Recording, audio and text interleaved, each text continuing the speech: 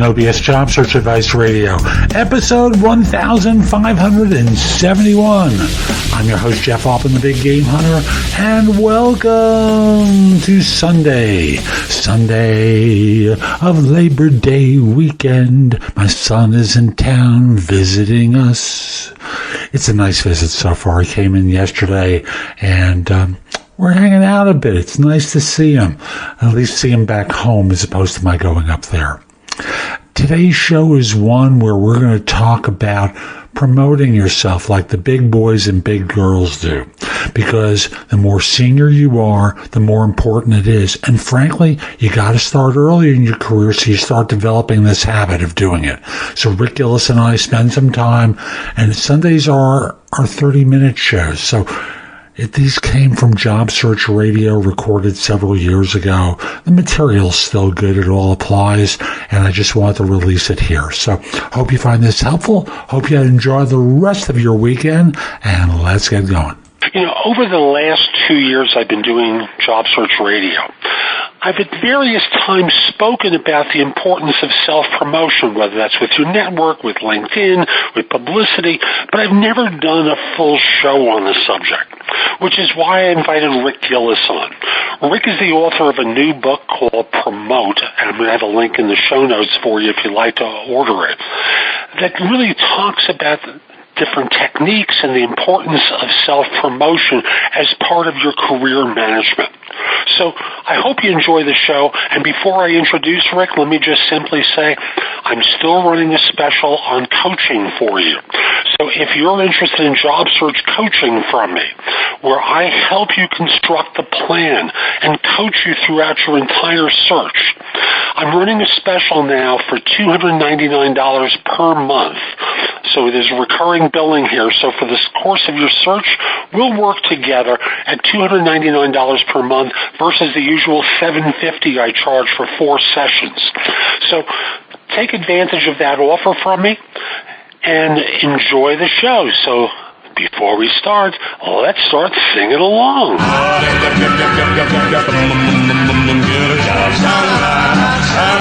Are you looking for a new job or interested in leveling up? Job Search Radio is your go-to resource for insider tips on job hunting and growing your career. Here's your host, Jeff Altman. So my guest on this show is Rick Gillis, a nationally recognized job search expert who's written 5 books, including his 2 most recent ones, Promote and Job. 2 separate titles, by the way, just in case you were wondering. Rick, welcome to Job Search Radio. Great to have you. Thank you, Jeff. Thank you very much. You're welcome. So, you know I see it. I'm sure you've seen it as well. What are job hunters doing wrong that we can fix today? Jeff, I don't know if we have enough time. We've got 28 minutes. We're going to fix it all in 28 minutes. I don't know if we have enough time to cover it all, but here's fundamentally the thing. People need to realize we are no longer working in the model from 1985, 1955, 1935. With the advent of email, the entire dynamic changed, and it changed on both sides, for job seekers as well as recruiters, and I don't care if it's staffing companies or, you know, in-house for corporations. The overwhelming amount of information coming both directions is phenomenal, and quite frankly, the job seeker knows how to play the game. What do you mean the job seeker knows how to play the game? What do I mean by that? You know, I tell you what, I have no problem telling people they have to learn the game, the system. Let me tell you a little bit, Jeff. My very first book, which I won't even give you the title because it's not for sale. The dynamics changed, the technology changed. So even on Amazon, where it's still available, I put on there, personally, I'm the author, please do not buy this book, buy the next one instead. But the dynamic changed when keyword resume filtering software happened, and when I say the game, you really have to understand that your resume has to mirror the terminology in the job posting. That's fundamental, because the software, see, people don't realize they put all their heart, soul, blood, sweat, and tears, and this is going through machine, online applications, and this is not an in-person thing, but they have to match the terminology as best as possible. And what I have done on because I've created my own resume formats. On the short form resume, I've actually created a section at the bottom of the page called keywords. and I extract those terms that are in the job posting, put them at the bottom of the page, reduce them to about a 4, 6, 8 point. It doesn't matter so much on the size, but those are put there for the purpose of gaming, if you will, the software, and getting pushed to the top of the pile. And a lot of people try to do this by making sure they take all that terminology and they're virtually rewriting their resume every time, and that's just not time sensitive.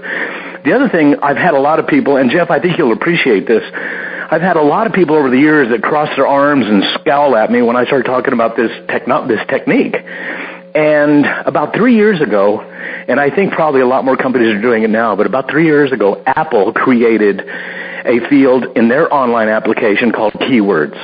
And any term that is not already, that you have used in the application, in your resume, that you feel would enhance your recognition, you're getting viewed, and possibly a phone call from Apple, they have a field there where you type in just random keywords. Interesting. You know, I've heard the notion of keywording a resume as you're proposing, but often I hear about doing it at the top of the resume rather than at the very end of the resume. You know, well, let me explain something, Jeff, and this is probably the most important part for your audience to know. I helped start the very first job board in Houston, Texas. We were crazy successful, and only because we were the first. I mean, I have no problem telling you that, because you and I both know that from 1995 on, and we started in 97, about 2 years later, there were 70,000 job boards out there. So, of course, the market just, diluted and diluted and diluted. But starting out and being the very first in there, I had access to a lot of people and a lot of software that was being created literally on the fly. I don't mind telling you, and this cracks me up when I think back, and this expresses my digital dinosaur status. When I started out, we did not have a search engine. We did not have a search engine for the first year and a half we were in business. What we provided were databases. So if you wanted a mechanical engineer, we provided you the database mechanical engineer, the database for chemical engineers. That's how we did it in the very beginning. And one of my biggest, I'd go back to the guys and say, guys, I got to have a search engine, So, but anyway, the reason I tell you this is because I followed the whole process. I saw some of the very first earliest resume filtering software, which is a module of the applicant tracking system. A lot of people call it the ATS. It's not. That's the whole piece. Resume filtering is a tiny little module. But basically what I saw in looking at all this code, and I have friends of mine that have written code for these things, it doesn't matter where those keywords happen. It's just that they're somewhere on the page. Now, I will say this, Jeff, and this is very important for your audience to know. The fact remains that the end user, let's say it's American Express, Johnson & Johnson, I don't care who it is, the company, the end user, the vendor provides the end user the opportunity to only scan whatever they want to scan. Now, that's an important consideration because they can set, and a lot of them do set, to scan their resume only page 1. Now, if that's the case, they're only scanning page 1, and you wonder why wouldn't they want to look at the rest of it. It's because they're looking for most current skill set only and use that as a principal qualifier, and then they'll go look at the rest of it. But if that's the case, and education or some other really rich, robust keywords are on page 2 or 3, you might get missed. So keyword placement is not as important as it needs to be on page 1 of whatever you're submitting. So what you're saying is, on page 1, you need to get that MBA of yours, or that MS Computer Science, onto page 1, not at the back end. The only reason to put the education at the back end is the absence of the degree, because that would be unimpressive to an organization. And anything that's really important, you want to, I'm going to use the slang term for it, stuff onto page 1. Now, is there a preferred font size that the systems want to see? Yeah, and I'll tell you, this is why I spent 10 years selling to hiring professionals, staffing companies, headhunters, recruiters, corporations, business owners, etc. 10 years. And I tell everybody that I'm an imposter. I learned this. I've never been in HR, never been in staffing, but I spent 10 years and I learned this business via osmosis.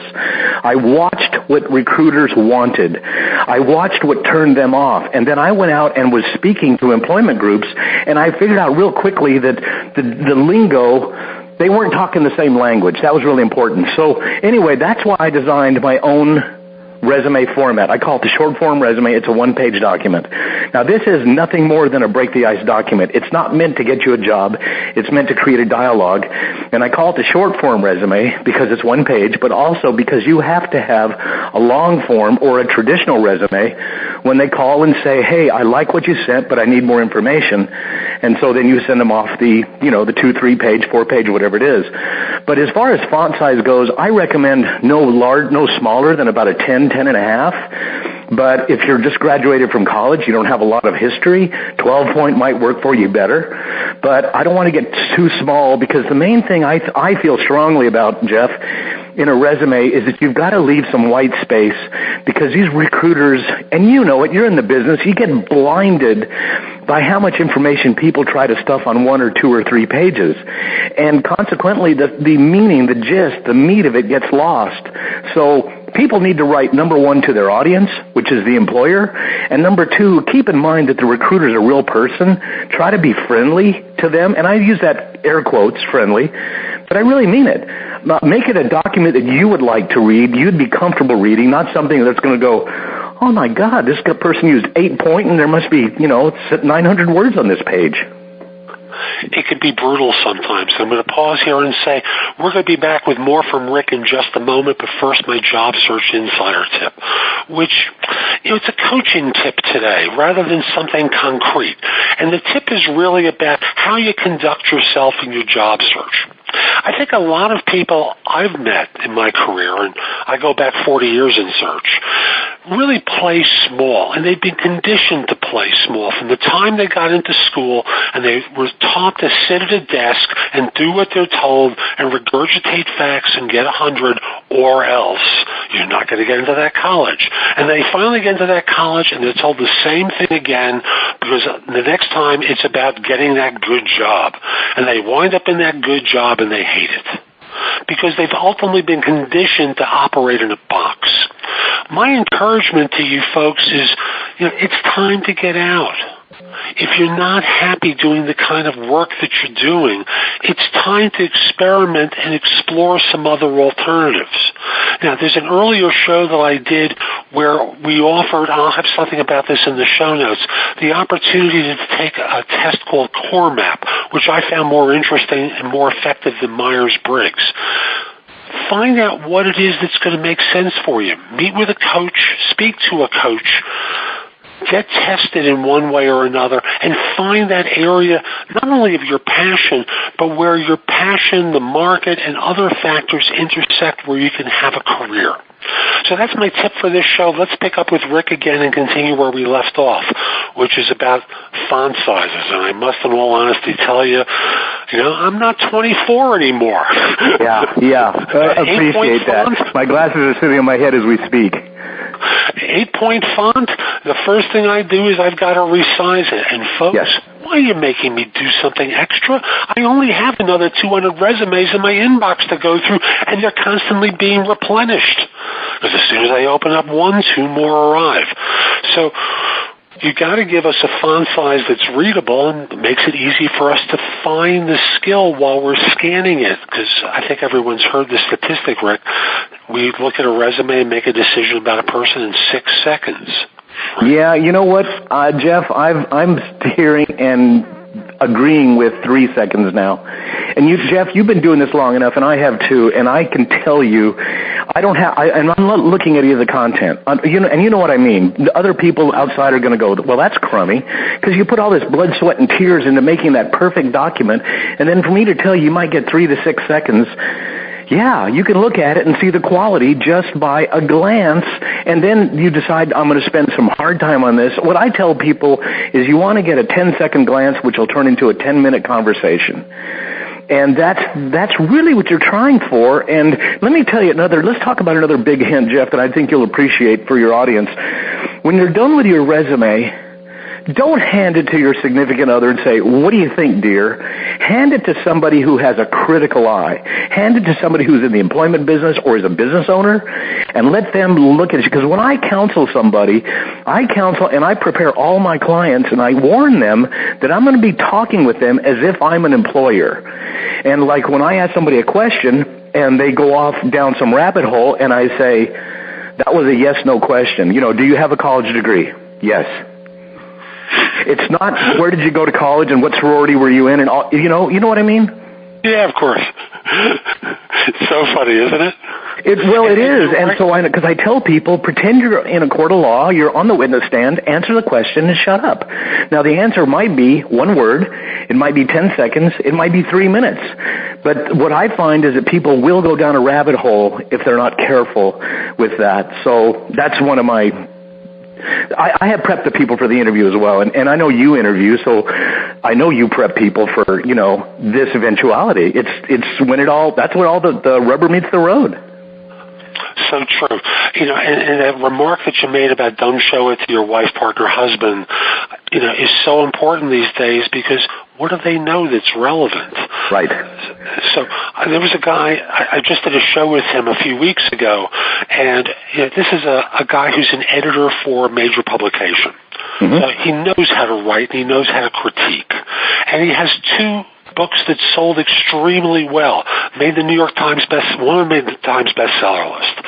I know he knows how to write, but he had to do a resume. Didn't know how to write a resume. Yeah. He thought he did, but when he's getting no responses for 6 weeks, he decides to call me up and ask for some help. So the first thing I did was look at his resume and I shred it. Yeah, I agree. As a matter of fact, after this show, I have somebody that's going to be calling. After we record this today, I've got somebody that's going to be calling and discussing the same thing. And I've already looked at it, and I'm just like, and this guy's highly skilled, professional, credentialed, but it doesn't come across. It's amazing. It is absolutely amazing. Folks, I have to repeat this because I know I've said it on other shows. You have to make it easy for people to figure out what you know, what you've done. And again, several previous guests have referred to it as par. I added an extra letter onto it to make it Italian, parm.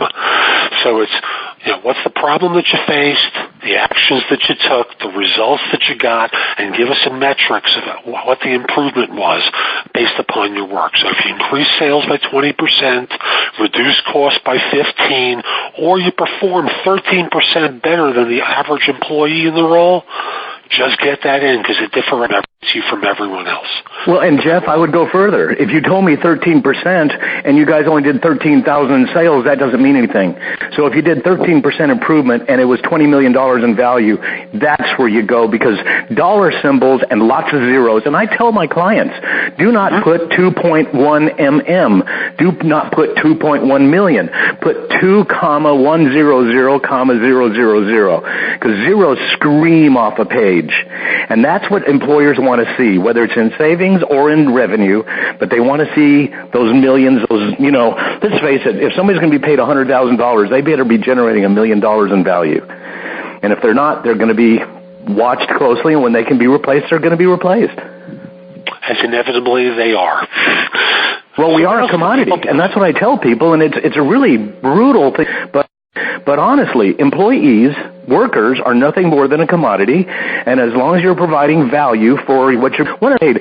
One of the things I have in one of my slides, it's a really important point, Jeff, is that I tell people you see your paycheck as payment for services rendered. An employer sees that same paycheck as their investment in you. And if that investment is not returning a return, it's going to get dumped. And people get dumped all the time because of this. So that's what the Promote book is about. The Promote book is about personal promotion, but before you can promote yourself on the job, and I'm not talking about bragging, I'm talking about informing on a continuous basis, communicating with the management, and this is just not your immediate supervisor, but all of management, the value you're bringing on a regular basis. But before you can do that, you have to take a personal inventory and determine what it is you deliver. And what's interesting, too, about this, especially when we discuss quantification, Jeff, is that sometimes a lot of people make money for a company by figuring out a better way to do something, a better way to file. They cut a corner off of something, and it turns out to be really successful, saves the company a lot of money. Sometimes those little things you have done 3 months ago, 3 years ago, and you look back on it now, and that's kind of where I guide my clients through, and they look back and they go, oh my God, I had no idea.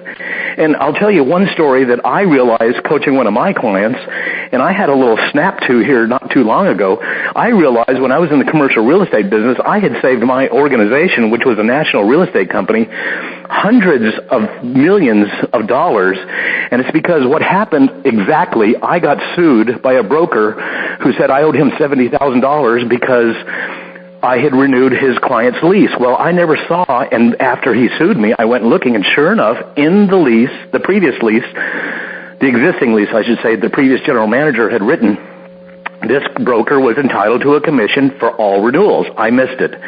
My boss said, what do you want to do? And I said, we got to pay him. We're not going to go to court on this. And I paid him. But the next day, and I was really upset because now that deal lost money, and it should have, it would have cashed out. Well, it lowered the profit margin. But the next day, my secretary and I, we went through all of our leases. We had about 180 of them, and I created a document called the lease abstract. Now, that was a document that sat on top of every lease, and it annotated any modifications to every lease and every file we had. And this is back in the old days, pre-internet. So my boss comes to town, and he pulls a bunch of leases. He always did. He said, let's look at some leases. He throws them out on the conference table, and the first thing he opens up, and he sees this lease abstract document. He said, what's this? And I told him what it was. And I remember he looked at me, he just went, whoa. Well, 3 months later, the entire company, this was policy. Every lease would have a lease abstract on it, annotating any anomalies. I saved the company millions of dollars. But I didn't realize it back then because sometimes it takes time to look back and determine the value you did bring to the organization when you were there. So when we have these little, meetings and discussions, my clients start coming out and they're going, I never really thought about what I had done, especially if somebody has been at a company for a long period of time. So I call it what you called the PARM. I call beginning, middle, and end, because every accomplishment statement is going to say, I was responsible for blank that resulted in blank. The blank, the last one, is always a net result, a net value. That's the statement you talk about. At the interview, you be prepared to talk about the how, who, what, where, when, and why. Give all the details. That's part of my consulting piece. When you talk about promotion, it's one of the reasons why I encourage people to sit down every 2 to 3 months and take some notes about PARM. To get a sense of what they've done, how they went about doing it, and all the little things that have occurred over a 2 to 3 month interval that they might forget if they went longer. And I'll tell you what, Jeff, let me change that up on you. And this is interesting because when I was writing the Promote book, first of all, what you just said, gospel. I believe it. I agree with you wholeheartedly, even if it's down to once a month, once a week. However, and I am so lucky that I went and did this little search, I went to look for an app. Yep. I went to look for an app. I went to, in my case, the Apple store, but go to the Android store, go to your app store, and search on accomplishment, achievement, or performance review. There's an app for that. And I found several of them, and I tried out 2 or 3. The one I tried out, I set it up so that Monday through Friday, it sent me an email reminder, and it was just basically, what did you do today? I clicked on that email. It took me to my account, which, by the way, was free. All of these I have found for individuals are free. And I would type in, it would say, what did you do today? And I would say, Counsel Jeff Altman. Hit send. And then I'd type in the next thing I did. Because some days I'd look at the screen and I'd go, I didn't do a darn thing today. But here it is, 5 o'clock, and I don't remember all the stuff I did. And so I would type in, and I'd start realizing, I'd look at my calendar, I'd go through my mental list of all the phone calls I made, and I would realize all this stuff. So I would type 4, 5, 6 reminders and hit save. That's it. The next day, Monday through Friday, 6 o'clock, it'd take me 3, 4, 5 minutes to do this. And then after about 3 or 4 or 5 weeks, I started looking back and I started realizing this is amazing. Now, these apps have been designed for performance review. So that's where they're trying to make their money, because at the enterprise level, they're charging you per client, per use. But for individuals, they're free. So that's why I'm telling people now, and I have it in the new Promote book, there's an app for that. And trying to do it even a month later, a week later, you're still going to forget some of the stuff. So I strongly encourage these apps. Fabulous recommendation. Which one do you happen to use? You know what? I don't want to promote them. And I'll tell you why. I reached out, and I was going to do it in my book, and they were not very polite. They were not very courteous, and so I won't promote them. But seriously, there's a bunch of them. Go out there, go to the App Store, and just put in, performance review, accomplishments, or achievement. There's 8 or 10 of them last time I looked. And they're all about the same thing. They're all about the same. Now, off air, Jeff, I'll tell you the one I used. But I don't really want to promote them. Like I said, I found them to be very discourteous and very unprofessional as people go, not as the app. I thought the app worked really well. Actually, they were more interested in selling to some big company. They didn't care about me. That's what it really came down to. Of course. Yeah. So what else can people be doing to promote themselves internally as well as externally outside their organization? Well, that's really a good question, Jeff, and that's a big question, and it kind of leads to where I'm writing this next book, which is kind of promote on steroids, if you will. If you really start keeping a track of all the things that you do, and listen, here's another thing that's really important, Jeff. People need to understand, I don't care if you're an admin assistant. You're doing a good job if they're keeping you around. It's just that simple. Make a note of those things you're doing. If you're a senior scientist, IT, whatever, wonderful, great, but there has to be all that support staff that helps you. But if you're really good at what you're doing, and you start keeping track of this stuff, and you start realizing how good you are, maybe you ought to consider going out in business for yourself. One of the things that I open the Promote book with is the introduction, which says, and this is true, you only have approximately, and this is a farmer's saying, you only have approximately 40 seasons to bring in the crops. Well, guess what, guys? We only have about 40 years to work in our life. That's about it from the time we get our training or finish our education, go to work, about 40 years. And yes, we're getting older, so some of us are going to be 50, 60 years out, whatever. But the fact is, age discrimination is going to get in the way at a certain point, and you're going to get kicked to the curb. I'm telling you this categorically because I see it all the time. But so you have a rich, real 40 years or so to make a difference, to make your money, to make your legacy, to put your kids through school, to buy the house you want, investments, whatever you want to achieve, about 40 years. And when I speak to college kids, what I say is, if the idea of being 60 years old and not having accomplished all you wanted to do bothers you, and then I put up the next screen is blank, I say, stay with me today. Because I do consider this promotion piece that important. And Jeff, you mentioned it too in your break there a second ago, that you've only got so much time to do what you're going to do it well. And maybe you're looking for another job, maybe you're looking for advancement, and because what you were talking about specifically was what I call job shopping, and I promote it all over the place. Because the team, and this is important, this is an important concept, and it's almost anti-American to say this out loud, but the team, remember, we're all part of a team, and I'm promoting you to promote yourself. In other words, I'm saying I, me, mine. Now, the team is important. We all have to play well and be courteous, and the sandbox, it has to, includes all of us. But the team is not paying your mortgage, and they're not putting your kids through school. And so you have to look out for you always, and especially, I'm really pushing this book out to women, because women are still getting 78.5 cents to every 100 cents a man is making for the same work. And I maintain that part of it, not the total reason by any means, but part of the problem is that women are not promoting themselves.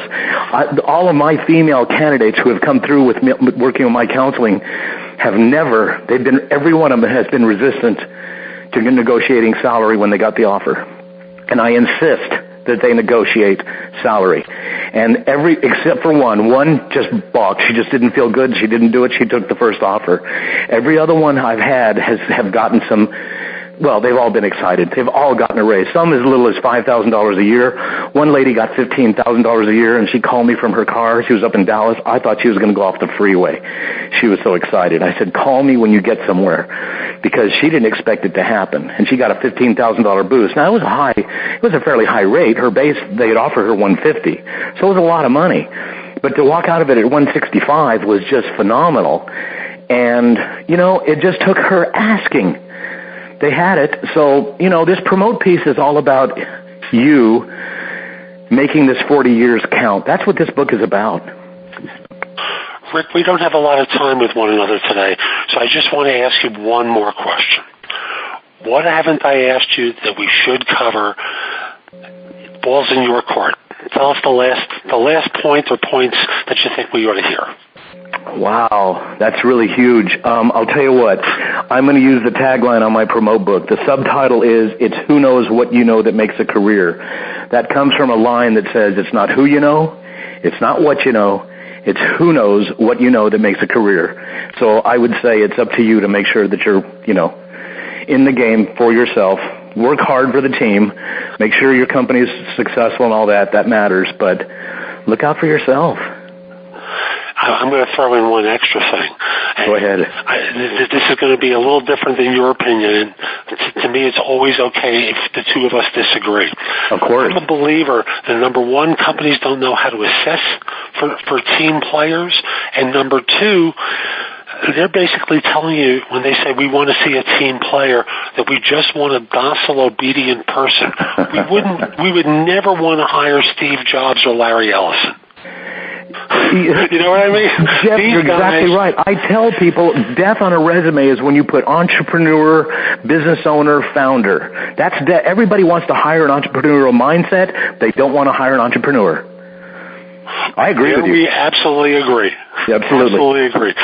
So that's today's show. I hope you found it helpful. And if you did, here are a few more ways to get more from me. First of all, visit my website, which is thebiggamehunter.us. I have more than 6,000 blog posts there that you can watch, listen to, or read that will help you find your next job. If you want the best of my advice, join JobSearchCoachingHQ.com, where I've curated information with a focus on interviewing. If you decide to take the lifetime membership at the site, it's $299 currently, but that's the price of a coaching session or an hour of coaching from me, and I'll be giving that to you if you join with a lifetime membership. Have a few questions? Contact me through the Magnify app for iOS or PrestoExperts.com, where you can call me. Schedule a specific time with me through chat on Magnify or by connecting with me on LinkedIn at linkedin.com/IN/The Big Game Hunter.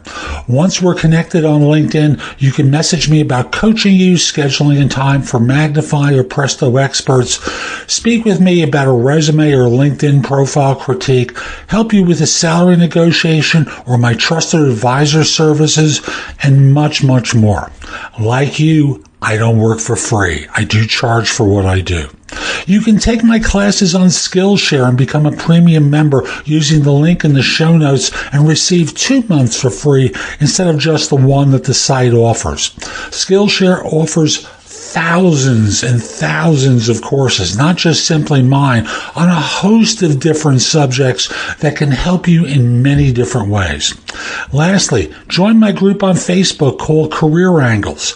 It's free to the first 250 people who join and is focused on helping you do better at work. Information is shared daily, and we're attempting to build a supportive group there.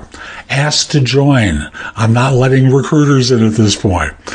So I'll be back tomorrow with more, and in the meantime, I hope you have a great day. Be great!